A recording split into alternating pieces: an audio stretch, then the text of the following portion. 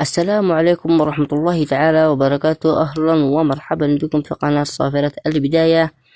إليكم في هذا الفيديو الجديد الذي سوف نتحدث عن مواعيد المباراة والتوقيت والقنوات الناقلة للمباراة القادمة التي ستجمع بين منتخب المكسيك من أمام جنوب أفريقيا في كأس العالم في الجولة الأولى. ولكن قبل أن نبدأ في كافة التفاصيل نرجو منك الإعجاب بالفيديو والاشتراك بالقناة وتفعيل الجرس لنتواصل بكل ما هو جديد. اكتب لنا رأيك وتوقعاتك لنتيجة المباراة في الأسفل في التعليقات، ولا تنسوا الصلاة والسلام على نبينا محمد صلى الله عليه وسلم.